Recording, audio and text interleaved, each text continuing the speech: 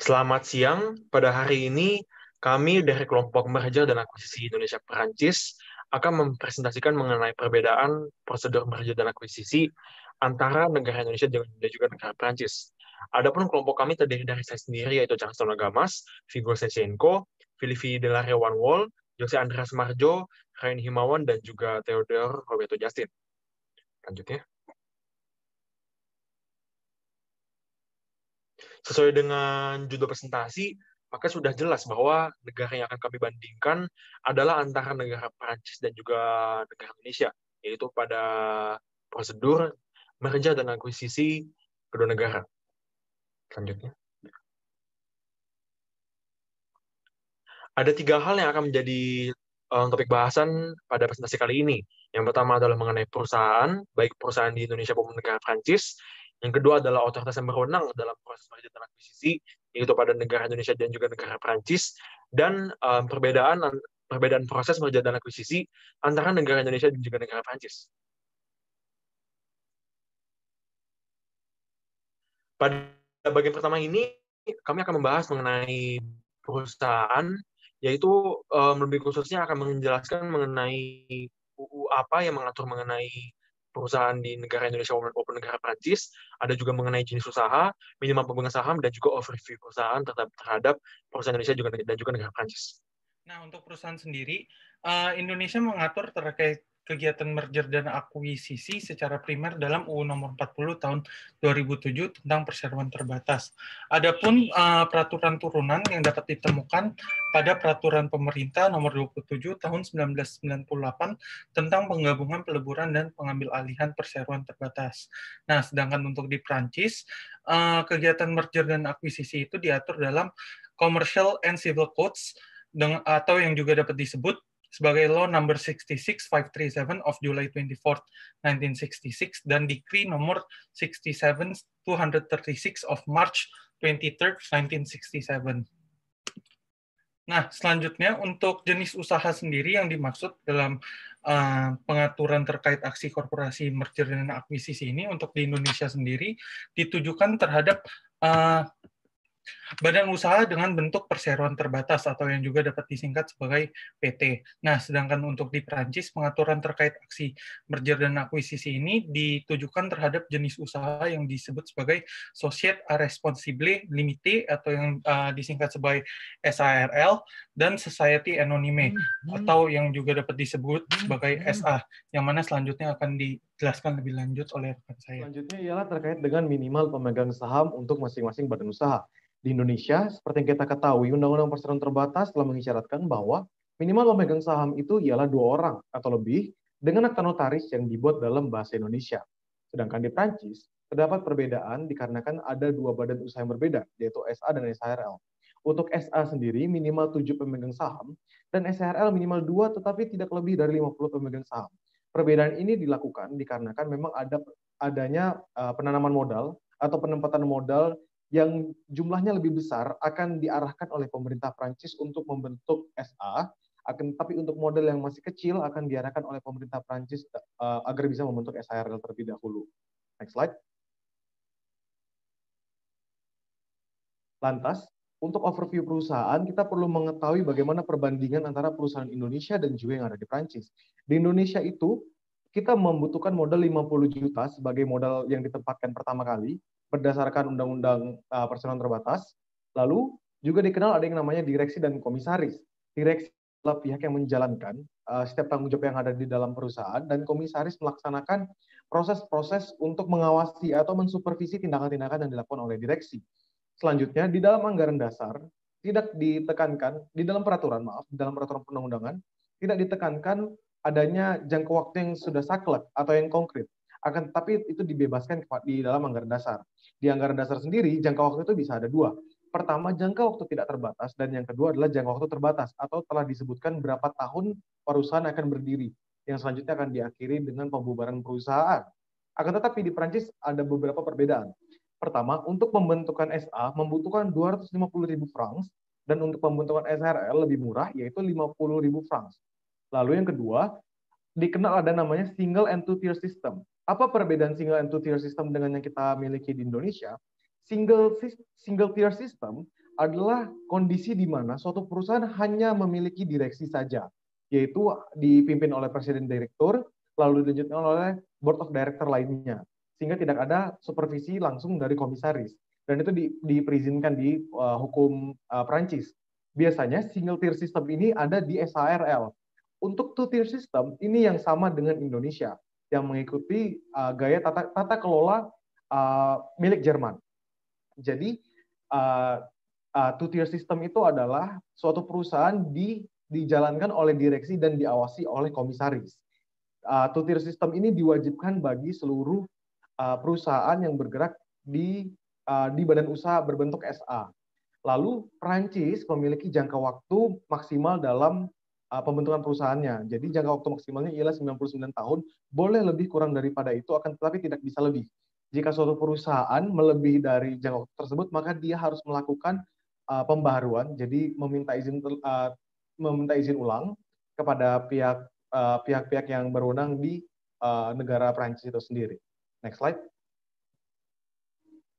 Selanjutnya, sebelum masuk ke bagian perbedaan proses merger dan akuisisi antara Indonesia dan juga negara Prancis, perlu untuk terlebih dahulu mengetahui otoritas-otoritas yang terlibat dalam proses merger dan akuisisi kedua negara. Di next slide. Di Indonesia ada tiga otoritas yang terlibat. Pertama adalah Kemenkumham, yang kedua ada KPPU, ketiga ada BEI dan OJK. Special condition SC yang tertulis dalam slide artinya adalah special condition, ya artinya otoritas tersebut tidak selalu terlibat, melainkan hanya dalam kondisi tertentu saja. Lalu yang pertama adalah Kemenkumham atau Kementerian Hukum dan HAM adalah kementerian yang membidangi urusan hukum dan juga hak asasi manusia. Keterlibatan Kemenkumham ini dalam proses merger dan akuisisi bisa dikatakan tidak besar, karena pelaku merger dan akuisisi hanya perlu melakukan notifikasi terhadap Kemenkumham tanpa harus meminta persetujuan terhadap Kemenkumham. Persetujuan Kemenkumham hanya dibutuhkan apabila terdapat perubahan di anggaran dasar, misalnya perubahan nama perseroan atau tempat kedudukan perseroan, maksud dan tujuan serta kegiatan usaha perseroan, jangka waktu berdiri perseroan, besaran modal dasar, pengurangan modal ditempatkan dan disetor, dan perubahan status perseroan dari tertutup menjadi terbuka, dan juga sebaliknya. Kedua adalah KPPU. Sama seperti Kemenkumham, peran KPPU di sini hanya terletak pada bagian notifikasi saja. Peran KPPU setelah ada notifikasi adalah memastikan bahwa transaksi merger dan akuisisi tidak mengandung persaingan usaha tidak sehat. Maksud dari keterlibatan KPPU yang special condition ini adalah bahwa setiap transaksi tidak harus diberitahukan kepada KPPU, kecuali telah memenuhi beberapa syarat yang akan dijelaskan pada bagian selanjutnya. Ketiga, ada BEI dan OJK. BEI dan OJK hanya memiliki peran dalam merger dan akuisisi dalam suatu kondisi tertentu saja, yaitu apabila merger dan akuisisi dilakukan oleh atau terhadap perusahaan terbuka. Apabila merger dan akuisisi ini dilakukan terhadap perusahaan tertutup, maka BEI dan OJK tidak perlu campur tangan. Selanjutnya. Kemudian kita akan masuk ke dalam otoritas yang berwenang dalam merger dan akuisisi di negara Prancis. Pertama adalah CBV atau The Stock Exchange Council, atau di Indonesia atau bahasa Indonesianya adalah Dewan Bursa Efek. Tugas CBV adalah untuk memberikan persetujuan dalam listing atau menghapus sekuritas suatu perusahaan dalam bursa efek, juga membentuk suatu regulasi yang diperlukan untuk menertibkan bursa. Kedua, ada COB atau The Stock Exchange atau bursa efek. Perbedaan bursa efek di Prancis ini atau COB dengan bursa efek lainnya, misalnya kalau saya dibandingkan dengan SEC, yaitu bursa efek yang ada di negara Amerika Serikat, bahwa COB ini sebenarnya memiliki tanggung jawab untuk mengembangkan dan juga memperluas pasar sekuritas di Prancis. CBV dan COB ini pada dasarnya adalah special condition, yang artinya hanya memiliki peran dalam situasi khusus, yakni apabila merger dan akuisisi dilakukan oleh atau terhadap perusahaan terbuka. Ketiga adalah Ministry of Economy dan Finance. Ministry of Economy dan Finance ini dalam proses merger dan akuisisi bertugas untuk mengkoordinasikan pembuatan peraturan yang mengatur merger dan akuisisi, juga memiliki kendali atas lembaga yang mengatur investasi asing, juga persaingan usaha tidak sehat. Caranya ini misalnya dalam hal akuisisi, maka Ministry of Economy and Finance ini berhak untuk memblokir akuisisi tersebut apabila akuisisi tersebut berjumlah melebihi 10% dari perusahaan nasional, atau bisa dibilang misalnya BUMN itu khususnya di Indonesia. Keempat ada juga AMF, atau dalam bahasa Inggris adalah Financial Markets Regulator, adalah sebuah badan keuangan di Prancis yang berfungsi untuk melindungi investasi, investor, dan menjaga pasar keuangan yang teratur. Dalam hal merger dan akuisisi, AMF hanya berwenang apabila merger dan akuisisi tersebut dilakukan oleh atau terhadap perusahaan publik. AMF bertugas untuk memberikan review atau penilaian apakah merger dan akuisisi tersebut telah sesuai dengan hukum yang berlaku. Kelima adalah Consolidated, atau bahasa Indonesianya adalah Dewan Negara. Consolidated berfungsi untuk menasehati dan juga berkonsultasi dengan pemerintah Prancis, misalnya terhadap rancangan suatu undang-undang. Dalam hal merger dan akuisisi, peran Consolidated ini dapat dilihat pada bagian yang akan dijelaskan selanjutnya, yaitu terletak pada RUPS atau Special Shareholders Meeting, yaitu menetapkan hasil keputusan RUPS. Lanjutnya. Oke, selanjutnya masuk ke prosedur merger dan akuisisi. Next. Nah, sebelum kita masuk ke pembahasan masing-masing, kita akan bahas secara overview-nya dulu proses dari M&A di Prancis pertama. Oke, yang pertama di Prancis itu dimulai dengan M&A plan atau penyusunan rencana merger dan akuisisi. Yang kedua itu ada merger dan akuisisi plan approval. Ini adalah persetujuan syarat-syarat untuk berlanjutnya plan merger ini ke tahap berikutnya. Ketiga itu ada notification obligation, yaitu memberikan merupakan suatu kewajiban di mana M&A plan terus dilaporkan ke beberapa pihak, termasuk misalnya pihak masyarakat. Terus yang keempat tuh ada authorities reference, yaitu kalau di Prancis itu ada lembaga khusus di mana ada keterlibatan lembaga dari Uni Eropa, di mana untuk melakukan merger itu harus melibatkan dan memberitahukan lembaga di Uni Eropa tersebut. Yang kelima itu ada special shareholders meeting, yaitu RUPS luar biasa untuk membahas tentang RUPS tersebut. Terus yang keenam itu ada shareholder decision, di mana adalah syarat sahnya suatu keputusan RUPS. Terus yang ketujuh itu adalah legality verification, yaitu berkaitan dengan notaris, di mana setelah M&A prosesnya sudah selesai, akan dilegalitaskan oleh si notaris. Yang terakhir yang ke-8 itu ada public notification, yaitu pengumuman oleh perusahaan ke publik. Begitu. Next. Nah, berikutnya kita akan masuk ke tahapan proses dari M&A yang ada di Indonesia. Hampir serupa dengan apa yang tadi dijelaskan oleh rekan saya Vigo tentang proses M&A di Prancis. Proses M&A di Indonesia juga terdiri dari beberapa tahap. Hanya saja perbedaannya ada beberapa tahap yang tadinya ada di proses M&A Prancis, namun tidak ada di proses M&A jika di Indonesia. Pertama kali, tahapan yang pertama adalah membuat rencana merger dan akuisisi tersebut. Berikutnya, setelah membuat rencana tersebut, maka akan diajukan ke komisaris atau dewan direksi lainnya. Berikutnya akan disusul dengan pengumuman kepada kreditur bahwa akan dijalankan proses M&A tersebut. Ada rencana. Nah, di tahap yang ketiga adalah melakukan pengumuman kepada semua pemegang saham, dan setelah melakukan pengumuman itu, maka jika ada kreditur yang keberatan terhadap proses M&A tersebut, maka dapat mengajukan keberatan tersebut. Misalkan jika krediturnya tidak setuju dengan proses M&A tersebut karena dianggap dapat merugikan perusahaan, maka mereka berhak untuk menyatakan keberatannya. Setelah itu, di langkah keempat adalah pemanggilan RUPS kepada semua pemegang saham untuk pengambilan keputusan. Setelah itu, yang akan dilaksanakan adalah RUPS, Rapat Umum Pemegang Saham, untuk menghasilkan konsensus apakah rencana M&A tersebut diterima, dapat dijalankan atau tidak.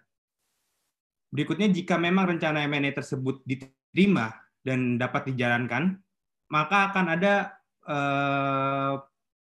pengalihan berita acara RUPS tersebut untuk disahkan menjadi akta pengambil alihan, di mana akta pengambil alihan tersebut dibuat oleh notaris dan disahkan juga oleh Kemenkumham. Nah, berikutnya, di langkah yang terakhir adalah melakukan pemberitahuan dan pengumuman, di mana pemberitahuan dan pengumuman ini dilakukan 30 hari maksimal setelah proses M&A tersebut, dan dilakukan di surat kabar, melalui surat kabar, koran minimal 1. Dan setelah itu baru proses M&A selesai. Next. Selanjutnya masuk ke perbedaan prosesnya. Next. Nah, kita masuk ke M&A plan. Itu kalau di Perancis yang pertama itu ada mempersiapkan rencana merger dan akuisisi. Nah, menurut artikel L236/6 disebutkan bahwa semua perusahaan itu wajib untuk menyusun merger plan. Itu di sini dalam hal direksi. Yang kedua, itu adalah pendaftaran ke Tribunal de Commerce. Jadi rencana M&A ini diwajibkan untuk diajukan kepada Tribunal de Commerce di jurisdiksi masing-masing. Poin yang ketiga, deklarasi perusahaan.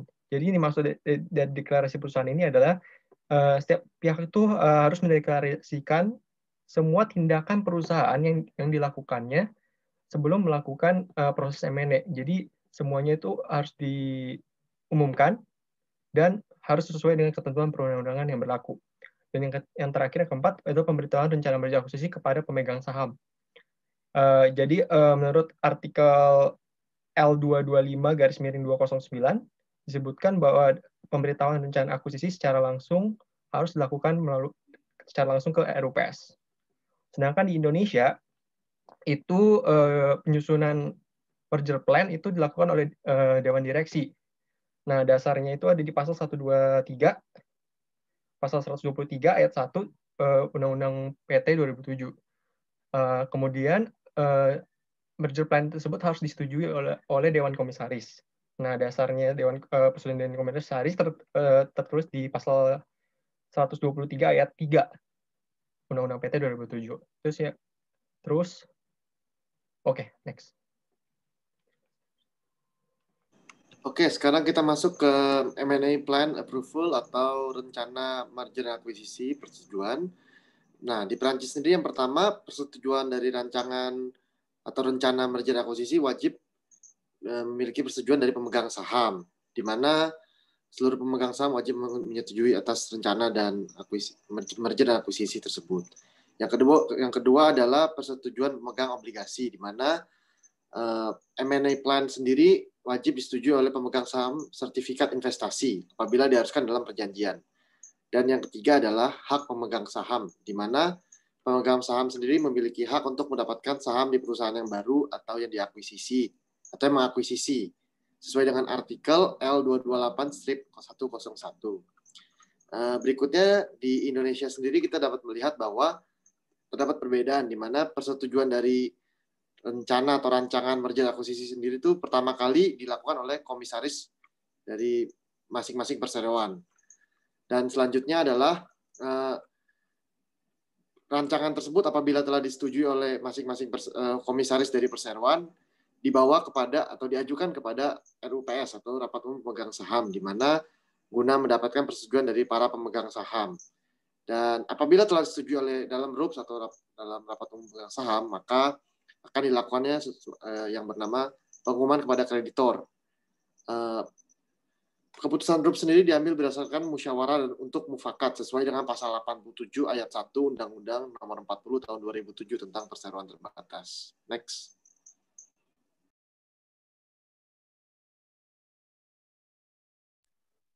Selanjutnya, kita akan masuk ke dalam tahapan notification obligation baik di negara Prancis maupun negara Indonesia. Jadi, untuk negara Prancis sendiri, sebelum proses M&A ini dilaksanakan lebih lanjut, hal mengenai M&A ini harus diberikan notifikasi terlebih dahulu kepada Competition Authority. Kemudian untuk pihak yang melaksanakan notifikasi tersebut berbeda-beda tergantung dari jenis corporate action-nya. Misalnya dalam hal akuisisi, maka pihak yang wajib untuk memberikan notifikasi adalah pihak yang mengakuisisi. Sedangkan apabila corporate action adalah mengenai penggabungan atau pemisahan, maka pihak yang wajib untuk melakukan notifikasi adalah kedua pihak atau bisa juga lebih. Lalu penerbitan setelah melalui proses notifikasi, penerbitan siaran pers pun dilakukan. Dalam tahap ini, siaran pers diterbitkan setelah menerima file pemberitahuan atau rujukan total atau sebagian dari konsentrasi dimensi Eropa. Siaran pers ini kemudian harus jalan dengan situs web di otoritas. Pemberitahuan harus disisipkan 10 hari sebelum penjualan di surat kabar yang berhak menayangkan.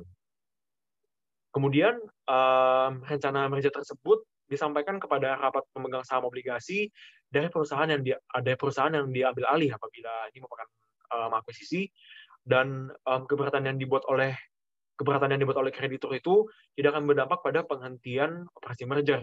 Juga hal ini juga tidak akan menghalangi diberlakukannya perjanjian yang memberi kewenangan kepada kreditur untuk menuntut pembayaran segera klaimnya dalam hal terjadi penggabungan perusahaan debitur dengan perusahaan lain. Apabila proses M&A ini telah diotorisasi, namun dilakukan perubahan dan modifikasi, maka otorisasi tersebut batal. Jadi selanjutnya apabila proses M&A yang telah diotorisasi itu mengalami perubahan atau modifikasi, maka otorisasi pun dianggap batal. Kemudian selain ke Competition Authority, notifikasi juga dilakukan kepada Financial Markets Authority atau bisa disebut juga AMF. Baik, sekarang kita akan masuk dalam tahapan notification obligation di Indonesia. Jadi, notification obligation di Indonesia ini pada tahap ini disebut juga sebagai tahap pra-notifikasi yang dilakukan kepada KPPU dengan jangka waktu 16 hari maksimal semenjak mendapat persetujuan komisaris dan pengumuman dari kreditor.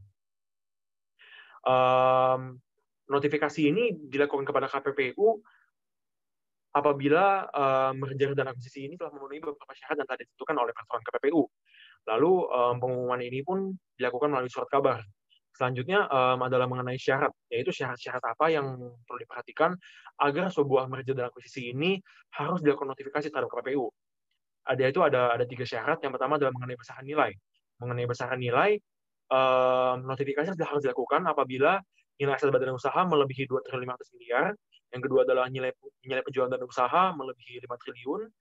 Lalu mengakibatkan penguasaan pangsa pasar melebihi 50% pada pasar tersebut, dan atau bila pada industri keuangan nilai aset melebihi 10 triliun atau nilai penjualan melebihi 15 triliun dan mengakibatkan penguasaan pangsa pasar melebihi 50%. Yang syarat kedua adalah dalam hal pengambil alihan atau akuisisi, pengambil alihan saham dengan hak suara sekurang-kurangnya 25% atau kurang dari 25%, tetapi mengakibatkan perpindahan kendali secara efektif, lalu pengambil alihan aset atau transaksi lainnya yang mengakibatkan perpindahan kendali secara efektif, dan pengambil alihan mengakibatkan nilai aset atau penjualan atau pangsa pasar memenuhi batas dalam pasal 3 Peraturan KPPU nomor 1 tahun 2009. Lalu ada syarat yang ketiga adalah adanya perjanjian atau kesepakatan atau nota kesepahaman atau juga dokumentasi tertulis antara para pihak yang menyatakan bahwa perlu dilakukan 3P pada perusahaan. Selanjutnya. Oke, sekarang kita masuk ke authorities reference sendiri. Di Prancis itu yang pertama adalah sistem pemberitahuan rujukan, di mana merupakan suatu sistem rujukan notifikasi agar otoritas persaingan Prancis dapat meninjau sekaligus menotifikasi atau pemberitahuan otoritas Uni Eropa lainnya, atau disebut dengan one-stop shop system. Kemudian pemberitahuan kepada otoritas nasional dan Komisi Eropa. Otoritas nasional sendiri misalnya dalam hal Uni Eropa berdasarkan permintaan dari negara anggota kepada otoritas kompetisi nasional. Dan untuk Komisi Kompetisi Eropa sendiri, konsentrasi dengan dimensi nasional dapat dirujuk ke Komisi atas permintaan perusahaan berdasarkan paragraf 5 pasal 4 Peraturan 139/2004 atau atas permintaan negara anggota berdasarkan pasal 22. Kemudian adanya kerjasama antar otoritas kompetisi, di mana setiap negara anggota adalah penerima semua pemberitahuan yang diterima komisi dan ketentuan memastikan penyebaran informasi mengenai pelaksanaan dan mekanisme rujukan. Serta di Prancis ada yang namanya Peraturan Nasional Anggota Uni Eropa, di mana perlindungan kepentingan yang sah secara moral dalam rangka konsentrasi di Uni Eropa. Berbeda dengan Indonesia, di Indonesia sendiri tidak adanya pengaturan mengenai authorities reference, dikarenakan Indonesia sendiri bukanlah suatu negara yang terikat dalam perserikatan bangsa-bangsa seperti Prancis dalam hal ini terikat pada Uni Eropa, sehingga Indonesia tidak perlu melakukan yang namanya authorities reference terhadap organisasi dalam perserikatan bangsa-bangsa. Next. Kemudian adanya Special Shareholders Meeting atau RUPS khusus. Di Prancis sendiri, merger akuisisi itu ditentukan dalam RUPS khusus, di mana Berjalannya merger dan akuisisi sendiri ditentukan dalam rapat umum pemegang saham khusus dari masing-masing perusahaan yang berpartisipasi dalam operasi merger maupun akuisisi, sesuai dengan ketentuan pada artikel L236-9. Kemudian merger dan akuisisi sendiri diratifikasi dalam RUPS khusus, di mana merger dan akuisisi sendiri tunduk dan berlaku di setiap perusahaan. Kemudian diratifikasi dalam rapat umum pemegang saham khusus di masing-masing perseroan atau perusahaan. Yang ketiga adalah penyampaian merger dan akuisisi pada rapat khusus pemegang saham sertifikat investasi, di mana rencana merger ini harus disampaikan kepada rapat khusus pemegang sertifikat investasi yang diatur sesuai aturan rapat umum pemegang saham, kecuali perusahaan yang mengakuisisi membeli efek tersebut atas pemerintahan pemegangnya, sesuai dengan ketentuan publikasi yang persyaratannya kemudian akan ditetapkan dengan keputusan Conseil d'État. Dan yang terakhir di Prancis adalah Dewan Direksi memberikan laporan.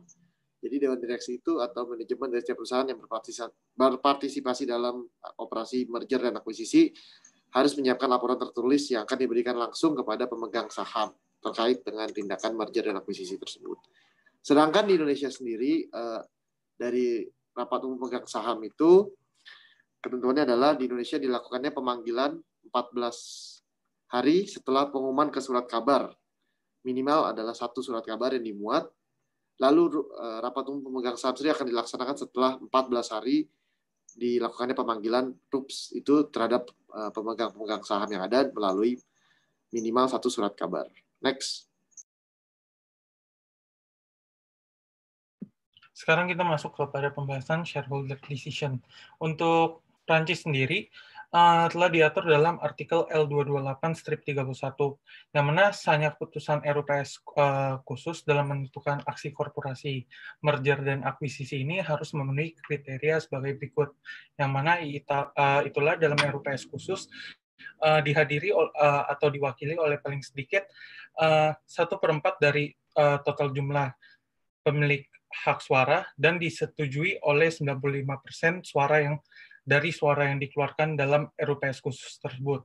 Namun jika kriteria ini tidak terpenuhi, maka akan digelarkan RUPS khusus yang kedua dengan kriteria dihadiri atau diwakili oleh paling sedikit 1/5 dari seluruh jumlah pemilik hak suara dan disetujui oleh 95% daripada suara yang dikeluarkan dalam RUPS khusus tersebut.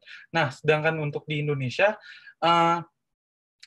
hal ini diatur dalam pasal 89 UU nomor 40 tahun 2007, yang mana hanya keputusan RUPS luar biasa dalam menentukan aksi korporasi merger dan akuisisi harus memenuhi kriteria bahwa dihadiri atau diwakili oleh minimal 3/4 jumlah dari seluruh pemegang saham dengan hak suara dan disetujui oleh 3/4 dari suara yang dikeluarkan pada RUPS LB tersebut.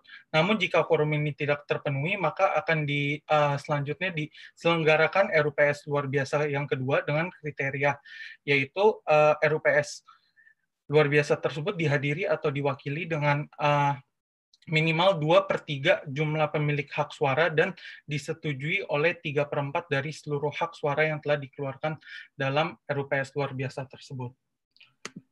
Nah, Oke.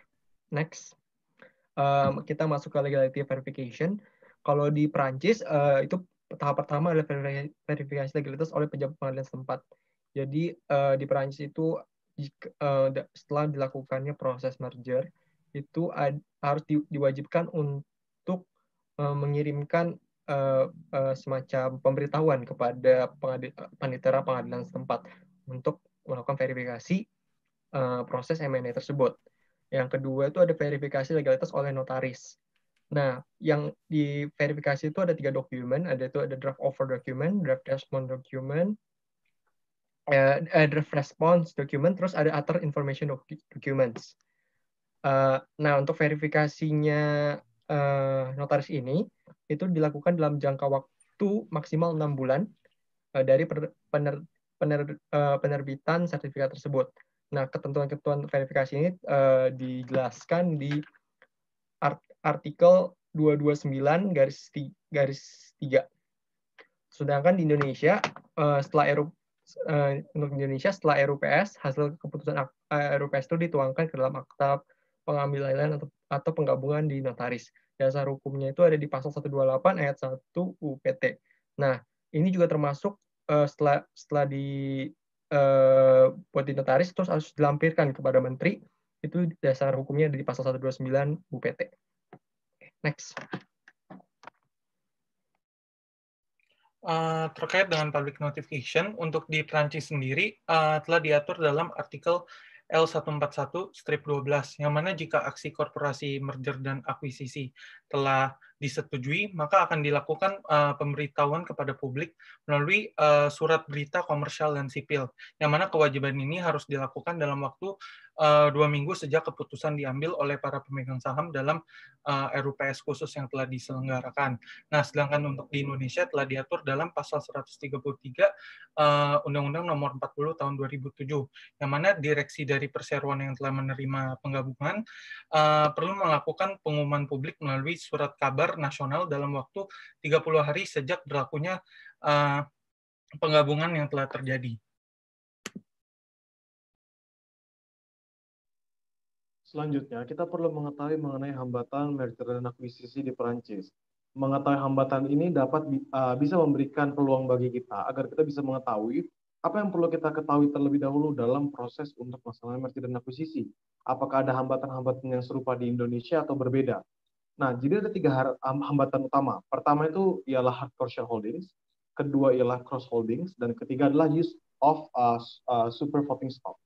Hardcore shareholdings atau yang biasa disebut sebagai noyauder ini dikenal di dalam peraturan Perancis, di mana undang-undang di Perancis memberikan kewenangan terhadap perusahaan di dalam anggaran dasarnya untuk membuat suatu blok saham atau saham seri yang diberikan kepada para pihak yang berkepentingan. Para pihak yang berkepentingan inilah, para pihak yang disebut sebagai berkepentingan ini adalah pihak-pihak yang dianggap bersahabat baik itu kepada manajemen dan direksi, pun juga mereka merupakan pihak yang dianggap sebagai kerabat dekat atau terhitung di dalam atau tercantum namanya di dalam anggaran dasar. Kebijakan ini mengakibatkan terdapat lebih dari 20-30% ekuitas itu berada di dalam tangan noyauder ini. Permasalahan utamanya adalah hardcore shareholdings atau noyauder ini hanya dapat saham seri yang mereka miliki itu hanya dapat dialihkan atau dipindah tangankan dari satu orang ke orang lain, dari pemegang saham A ke pemegang saham B, yang termasuk dalam noyauder juga. Jadi, tidak mungkin saham tersebut bisa dimiliki oleh orang lain di luar dari noyauder itu. Sebanyak perusahaan di mana mencapai titik hingga 30, 40, sampai 50% kepemilikan saham di perusahaannya yang dimiliki oleh noyauder ini. Yang menjadi permasalahan adalah kebijakan dari noyauder ini dapat mengancam terhadap aksi merger dan akuisisi. Karena bisa terjadi pemegang saham yang hardcore atau di mana pemegang saham tersebut tidak ingin melepaskan jenis sahamnya atau mencantumkan nama acquirer atau orang yang ingin memerger juga bisa ke dalam anggaran dasarnya. Permasalahan dari hardcore shareholdings ini menjadi salah satu isu di negara Prancis dan sampai saat ini masih ingin diperbaiki. Akan tetapi sampai video ini dibuat, sampai kita membahas pada hari ini, belum sama sekali ada titik temunya. Sehingga nantinya apabila kita ingin melaksanakan merger dan akuisisi, permasalahan utama kita adalah apakah perusahaan ini memiliki hardcore shareholdings atau pemegang saham hardcore yang tidak ingin melepaskan sahamnya atau memasukkan nama orang yang ingin mengambil alih atau yang menggabungkan diri ke dalam anggaran dasar. Itu untuk permasalahan pertama. Yang kedua, dianggap dikendalikan oleh relatif sejumlah kecil pemegang saham. Cross holding sendiri di Indonesia itu dilarang, sedangkan di Prancis cross holding itu tidaklah bermasalah. 57% dari 200 perusahaan besar di Prancis dikontrol oleh family group. Yang jadi permasalahan di sini adalah cross holding ini menciptakan suatu hambatan baru kepada acquirer atau pihak yang ingin melaksanakan merger untuk melaksanakan tindakan M&A kepada perusahaan tersebut apabila perusahaan tersebut ternyata dimiliki oleh anak usahanya sendiri atau apabila perusahaan tersebut ternyata dimiliki oleh stakeholder yang berkepentingan di dalamnya.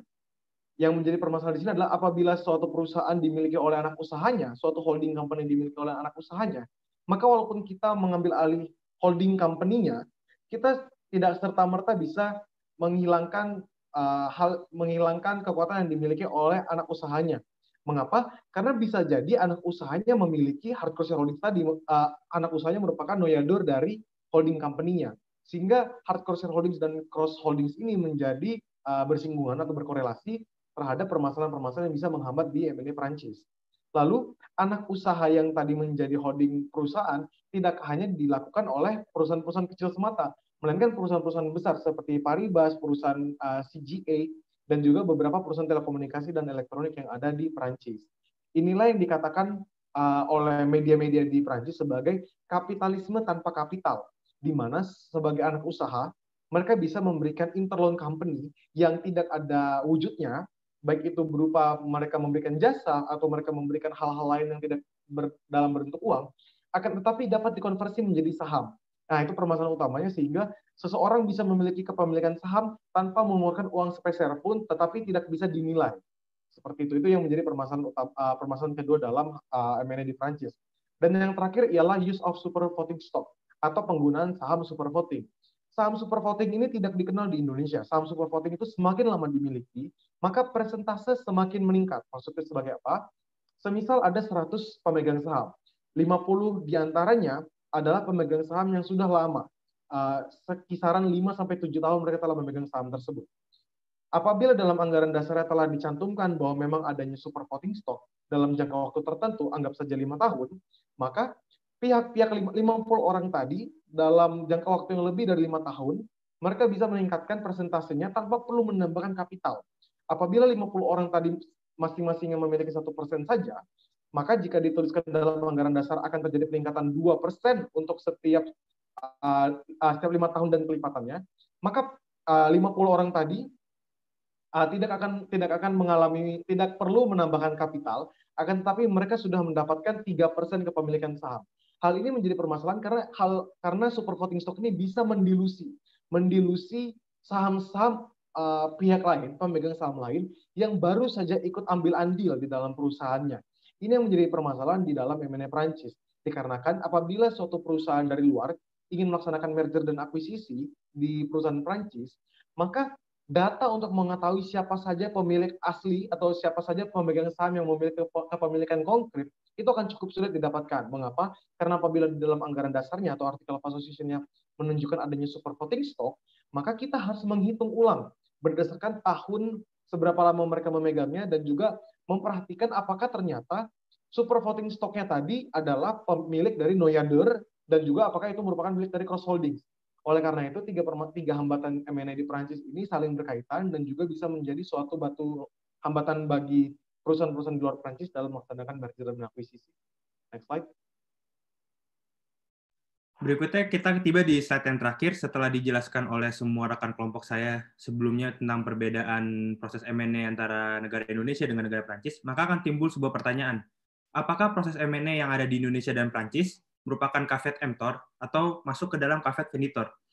Pada dasarnya sendiri, kelompok kami beranggapan bahwa kedua proses dari kedua negara tersebut masuk ke dalam caveat emptor, di mana tanggung jawab itu dititik beratkan kepada perusahaan yang akan mengakuisisi, bukan perusahaan yang akan diakuisisi. Di mana perusahaan yang akan mengakuisisi dituntut untuk lebih menyiapkan semuanya sebagai tindakan preventif, mulai dari membuat proses rencana M&A tersebut secara detail, mencari tahu tentang perusahaan yang akan diakuisisi, dan juga melakukan kewajiban-kewajiban lainnya. Di mana perusahaan yang akan diakuisisi sendiri hanya berkewajiban memberikan data yang valid seperti apa yang diminta oleh perusahaan yang akan mengakuisisi, di mana data-data yang diberikan tersebut dapat teruji nilai keabsahannya, bukan merupakan sebuah kebohongan belaka. Tapi hal itu bisa menjadi berubah pandangannya jika di dalam LDD yang dilakukan oleh perusahaan yang akan mengakuisisi, itu terdapat beberapa data yang salah atau data yang tidak absah yang diberikan oleh perusahaan yang akan diakuisisi.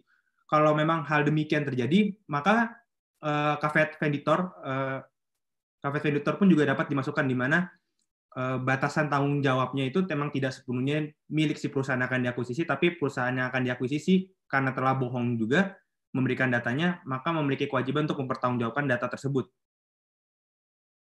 Next slide. Sekian presentasi dari kelompok kami. Terima kasih.